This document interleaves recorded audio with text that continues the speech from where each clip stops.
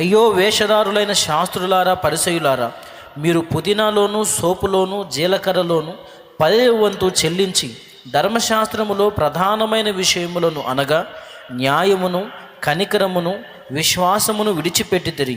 వాటిని మానక వీటిని చేయవలసి ఉండెను. చాలు. అయ్యో వేషధారులైన శాస్త్రులారా, పరిసయ్యులారా, మీరు పుదీనాలోను, సోపులోను, జీలకర్రలోను కూడా దశంభాగాలు తీస్తారు. ఇన్ని బాగా ఫాలో అవుతారు. కానీ ధర్మశాస్త్రంలో ప్రధానమైన విషయములను అనగా న్యాయ ప్రవర్తన, కనికరము చూపుట, విశ్వాసము. కనికరం అంటే ప్రేమ అండి. ప్రేమ, జాలి, దయ, కనికరం 3 చెప్పాడు. 1 న్యాయం, 2 కనికరం, 3 విశ్వాసం. ఇవి ముఖ్యం. మీరు వీటిని పక్కన పెట్టి మిగిలినవన్నీ ఫాలో అవుతున్నారా?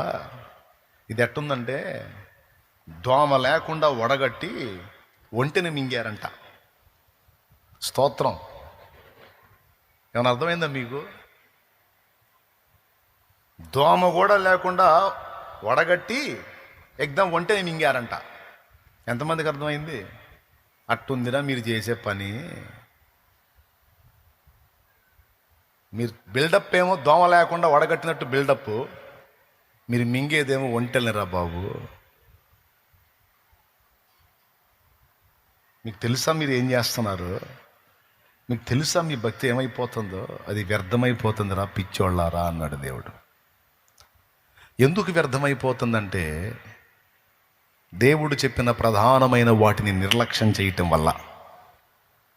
నీ కలిగిన దానిలో నుండి 10వ భాగం ఇవ్వాలనేది దేవుని వాక్యమే. అక్కడే ఉంది, వాటిని మానక వీటిని చేయవలసి ఉన్నది అన్నాడు. అవి చేయాల్సిందే. ఎందుకు 10వ భాగం ఇవ్వాలి? పుదీనాలోను, సోపులోను, జీలకర్రలోను, నీ కలిగిన సమస్తములోను అంటే నా మందిరములో ఆహారం ఉండు నిమిత్తము. ఒక్కొక్క దరిద్రుడు ఉంటాడు. సేవకులు 10వ భాగాలు అడుగుతారని అన్యుల్లో కొంతమంది దరిద్రులు ఉన్నారు. వాడికి తెలియదు, ఒకటి జీవితానికి అర్థం కాదు. 10వ భాగాలు ఎందుకు అంటాడు. అరే మీరు అడిగే అడుగుతున్నారుగా. మరి 10వ భాగాలు ఎందుకంటే మేము లాజిక్ చెప్తున్నాం. మరి మేము మిమ్మల్ని అడుగుతాం, మీరు చెప్పండి. 10వ భాగం ఎందుకంటే దేవుని వాక్యంలో చెప్పాడు, నా మందిరము సమస్తమైన అన్యజనులకు ప్రార్థనా మందిరం అనబడును అని ఒక మాట అన్నాడు. రెండో మాట ఏమన్నాడు? నా మందిరములో ఆనందింపజేస్తాను అన్నాడు.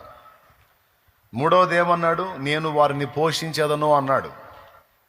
అనేక మందికి దేవుని మందిరములో ఆహారం దొరకాలి.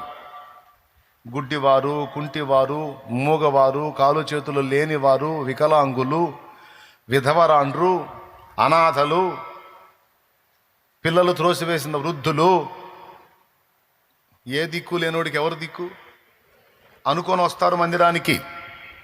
నా మందిరానికి వచ్చిన భాగ్యులకు పట్టడన్నం దొరకాలి. నేను మీ పంటల్ని, మీ కలిగిన సమస్తాన్ని ఆశీర్వదిస్తా. మీ కలిగిన దానిలో నుండి 90% మీరు తీసుకొని 10% తీసుకొచ్చి నా మందిరంలో పెట్టండి. ఎందుకు పెట్టాలని అడుగుదురా?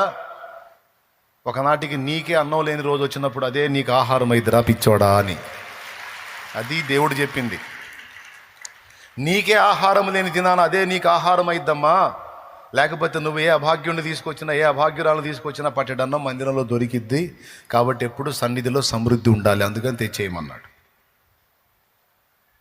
తండ్రి సన్నిధిలో నేను అది చెప్తా. నీకు సమృద్ధి ఇచ్చాడా దేవుడు? తెచ్చేయి. నీకు లేదా వచ్చి తీసుకొని పో. బాహాటంగా చెప్తున్నాను నేను. ఉందా? తెచ్చేయి. లేదా తీసుకొని పో.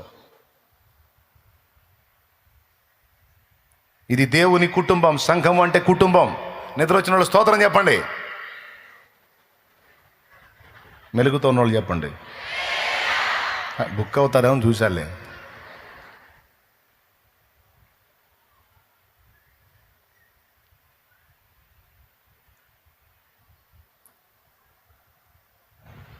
సన్నిధిలో ఆహారం ఉండాలంటే పరిశుద్ధులు వాళ్ళ రాబడిలో నుండి తీసుకొచ్చి ఇక్కడ వేయాలి.